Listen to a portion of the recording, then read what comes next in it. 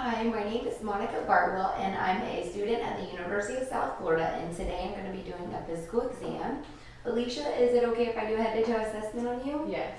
Alright, and before Alicia entered the examination room, her height and weight and her vital signs were obtained, and her distance vision was assessed via the Snellen chart.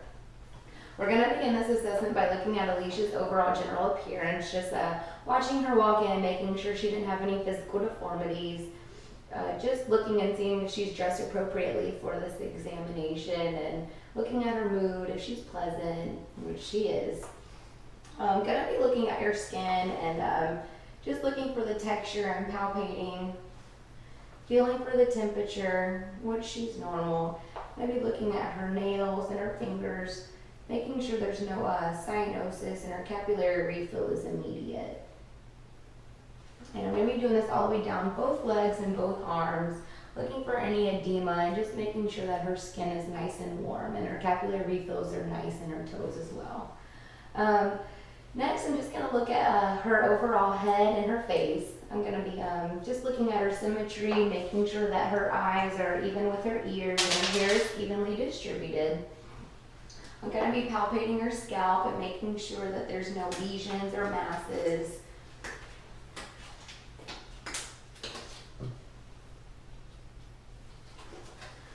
All right, Alicia.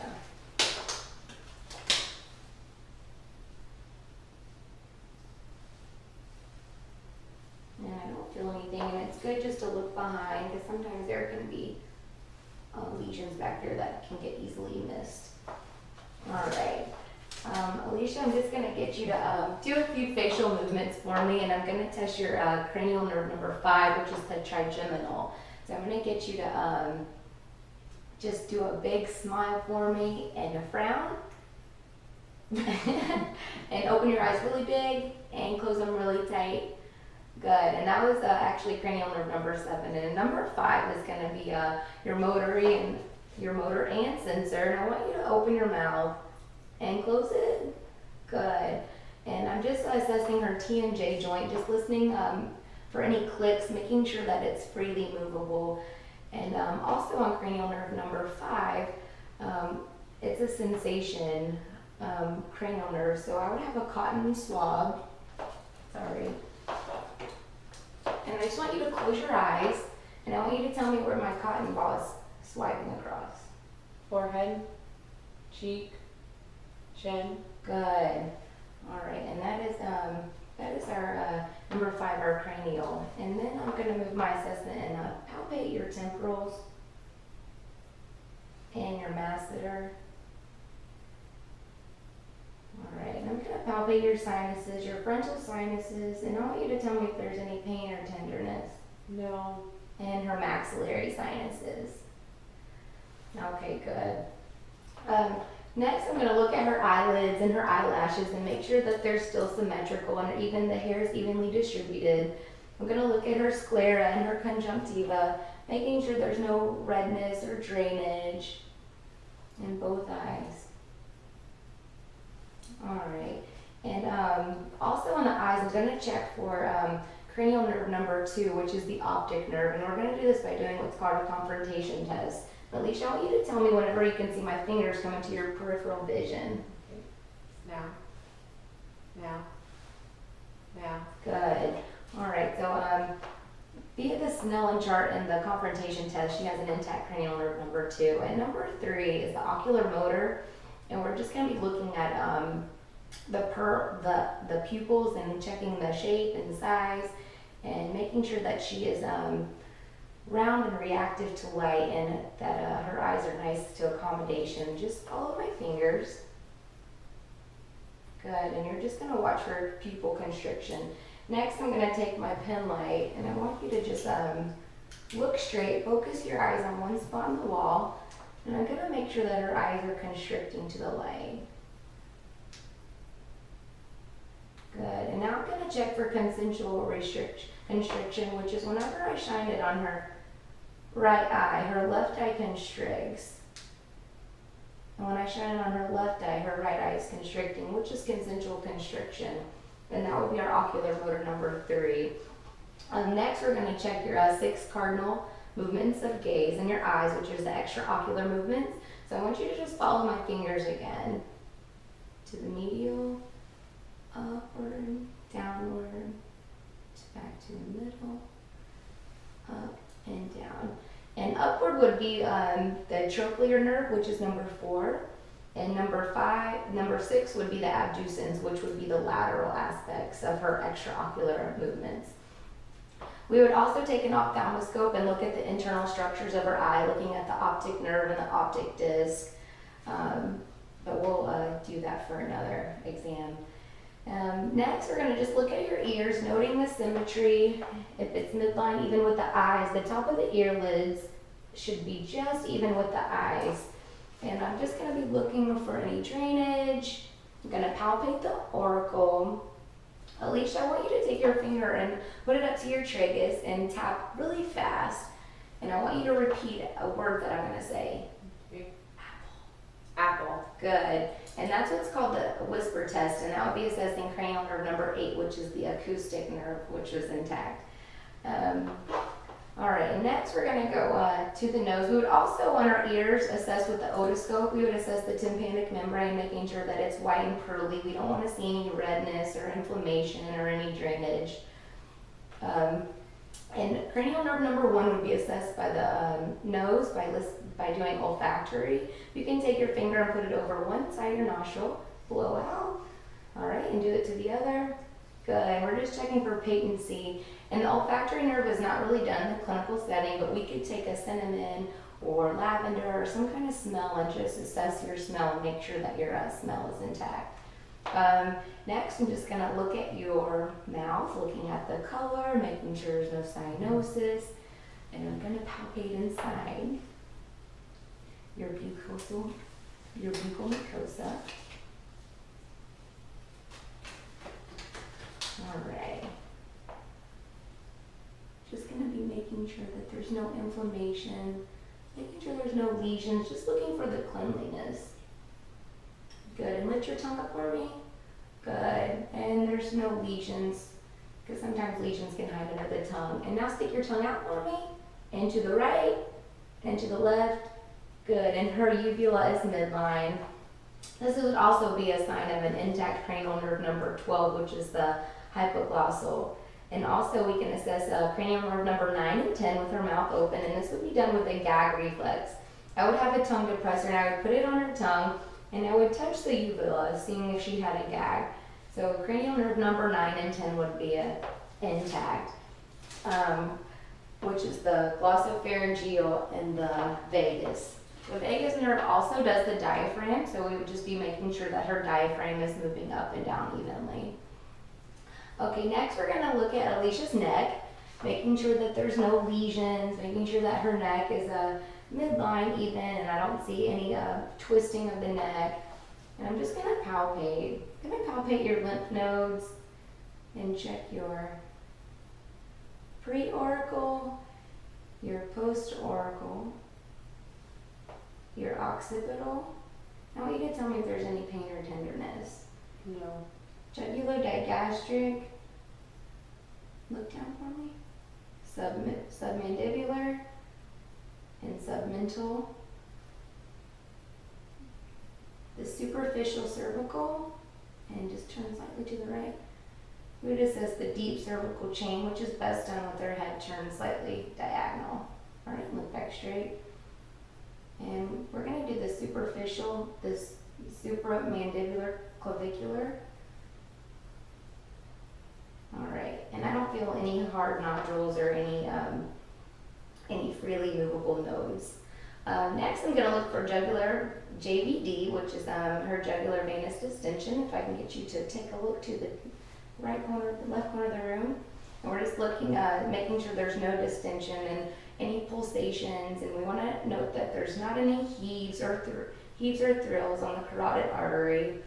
And this is actually best assessed when the patient is supine and in a 30-degree elevation.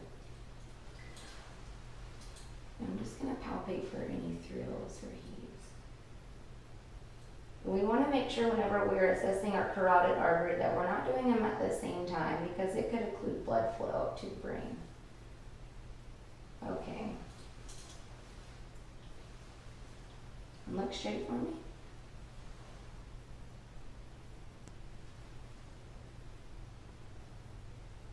Good. And a brew would just be a turbulent sound of blood flow.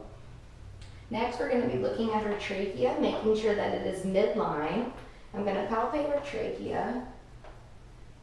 And then I'm going to attempt to palpate the thyroid gland, which is behind the trachea. I'm going to move it slightly to the right and to the left. And I can't palpate any thyroid gland, which is a normal finding. I'm going to move my assessment now to the lungs.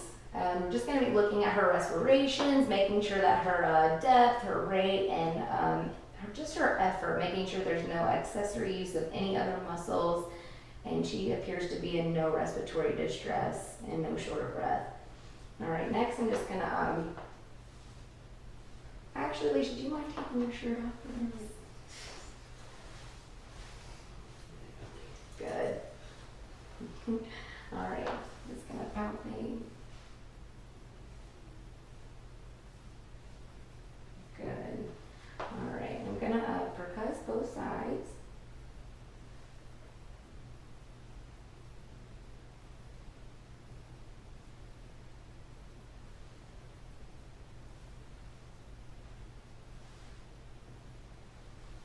And a normal sound over the lungs would be a resonant sound. If we hear any dullness, that would indicate that we're over a rib cage, like bony prominences.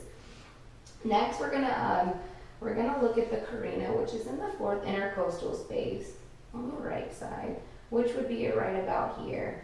And we're gonna note that the right lobe, the carina, and the apices of the lungs start about right underneath the clavicle, both underneath the clavicles. And I'm going to do that. That was the anterior portion of the lung exam. Now I'm going to ask you to turn over and we'll do the posterior side. And while you're this way, I'm just going to auscultate for any adventitious sounds on the front too. Good. Deep breath.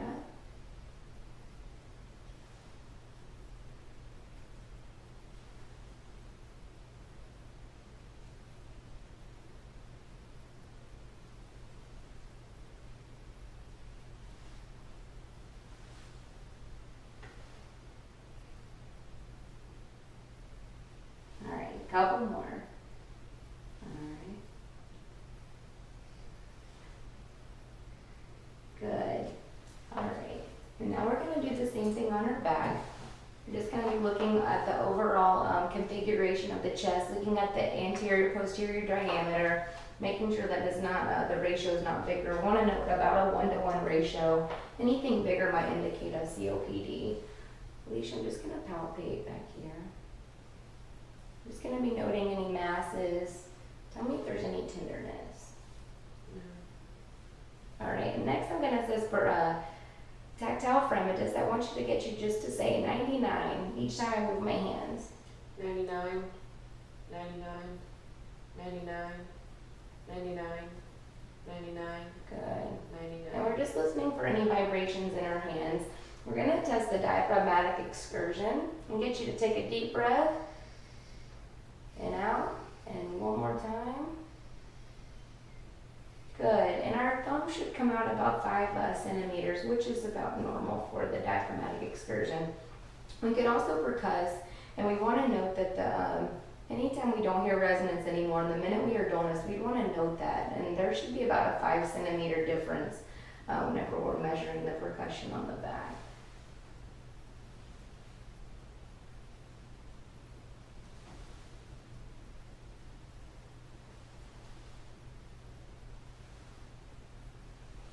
We want to hear a nice resonant sound. Good. And then I'm just going to auscultate for any adventitious lung sounds. Take a deep breath. Good. All right, we're going to do the same thing all the way down the back side of our lungs. And then we're going to listen on our lateral aspects of our lungs as well. Good. Deep breath. Very good. All right, and you can turn back to the front. Remember, we're assessing assessing the lungs, we can also take note of her fingernails and make sure that she doesn't have any clubbing, which can indicate cyanosis. You can put your shirt back on. Next, we're going to do the cardiac assessment, and we're just going to be looking for the PMI. We're going to make sure that it's at the 5th intercostal space and we can feel it nice and strong.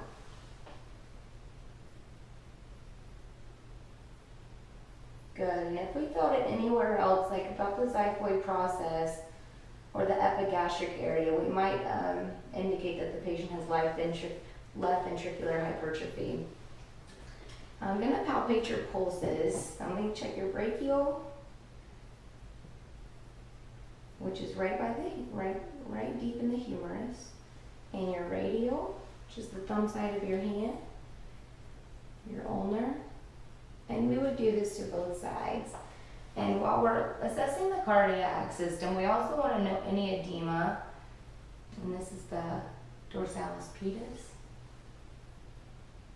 and the posterior tibialis, and they're nice and strong and regular. Okay, you can put your foot down. All right, and whenever we're doing our cardiac assessment, we want to listen with the bell of our stethoscope as well as the diaphragm. Just sit right here.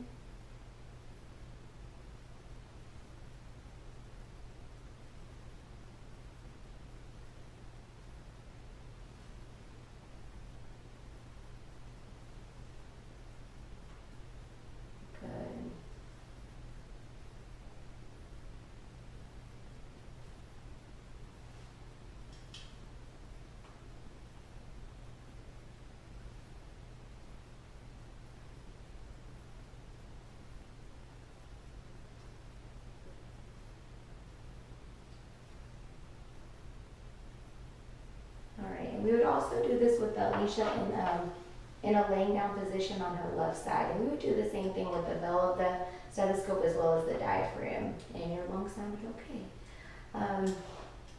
Next, we're going to move to your abdominal assessment. Actually, we'll get you to take we'll just lift your shirt up. All right. And on Alicia's abdominal assessment, we're just going to be looking at the overall shape and contour of her abdomen. It's nice and flat, and it's round. Oh man, I got auscultate.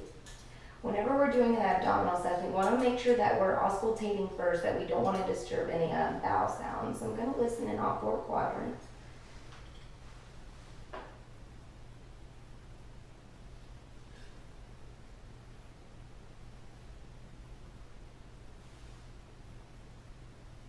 Whenever we're listening to that, we also want to listen to the iliac arteries and the renal arteries, and we want to make sure that there's no bruits.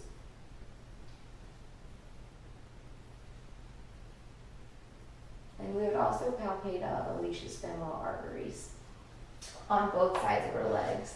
Next, I'm going to do a light palpation on her stomach, and I'm going to be just feeling for any muscle tenderness, any organ enlargement, and I'm going to go to a deeper palpation.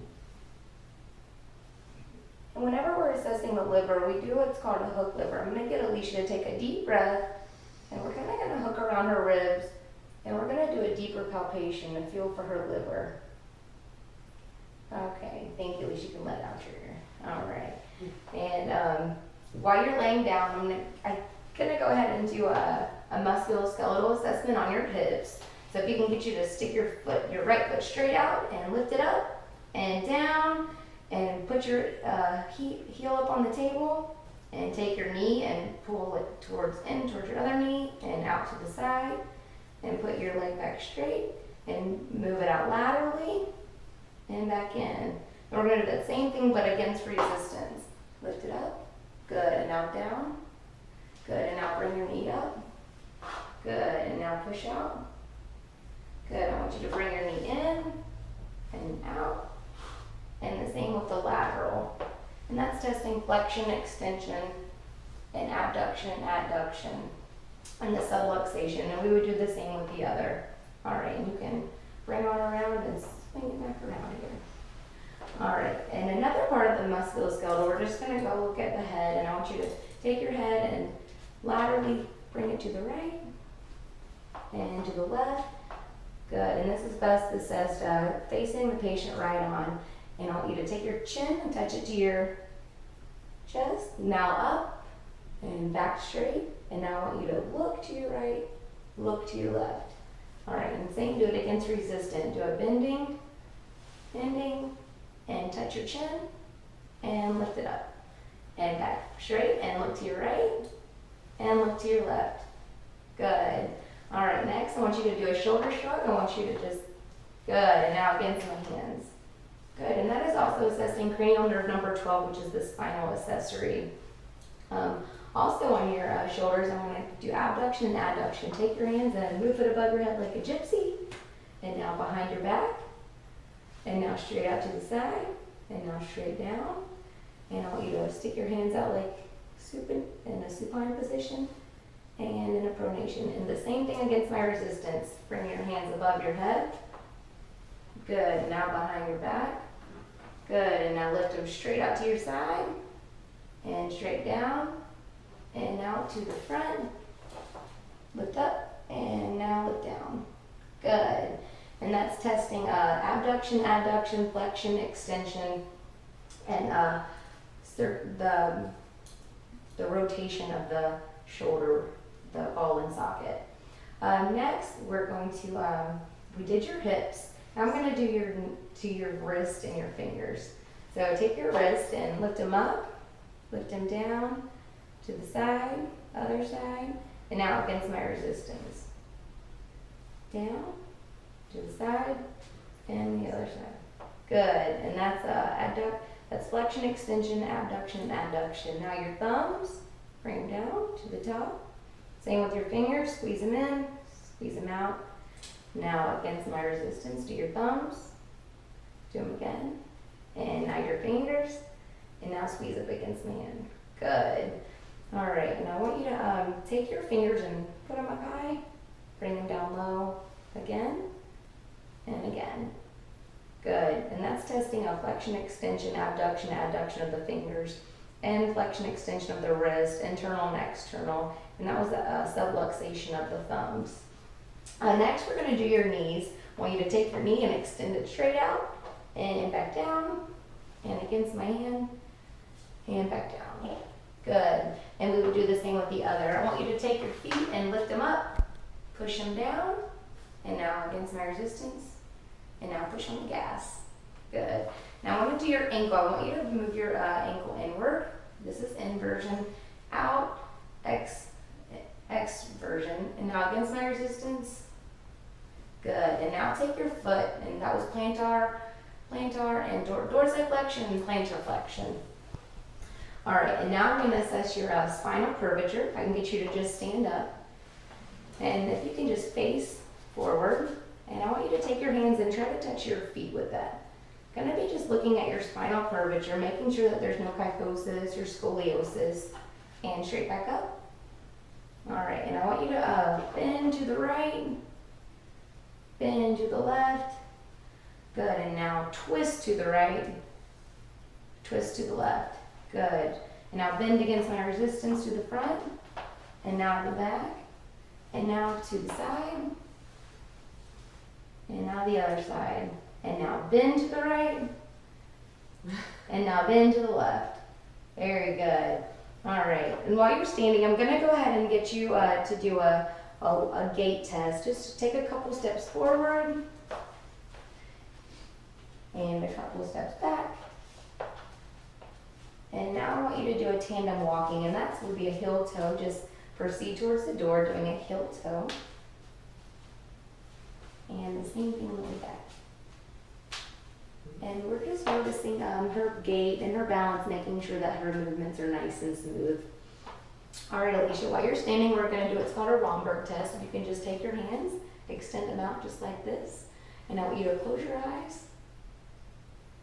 And I want you to stand like that for about 20 seconds. And I just want to make sure that her balance is okay. And she's not having one arm drift down, one arm drift up. Okay. Now we have about 20 seconds. And next we're going to do the pronator drift. I'm going to try to push resistance against your hands, and I want you to try to put them back in place. Good. Okay, Alicia, you can have a seat back up on the table. Okay. Also a part of the neurologic exam, we're going to do what's called the memory test. I want you to repeat 3 words I'm going to say to you. Facebook, Apple, baseball. Facebook, Apple, baseball. Good. So she passed the memory test. Another part of the neurological test is going to be, I want you to going to be touching your nose with your fingers. If you can just extend your fingers way out, point them, and now take your right finger, touch your nose, and your left finger, touch your nose, and do it quickly. Good. All right. And next we're going to do you can put your hands down. We're going to do a rapid lap slapping. So if you can just take your hands up and then back and forth, nice and fast, like you're playing patty cake. Very good. And we're just noting any smoothness, making sure that her movement is nice and smooth and she doesn't have any involuntarily muscle spasms.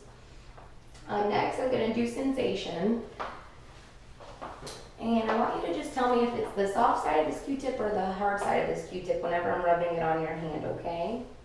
Close your eyes. Soft, hard, soft, hard, soft, hard. Good. All right, and so she would pass the sensation part of the neurological exam. Alicia, well, that concludes our assessment for today. Do you have any questions for me? No. Okay, well, thank you so much. Thank you.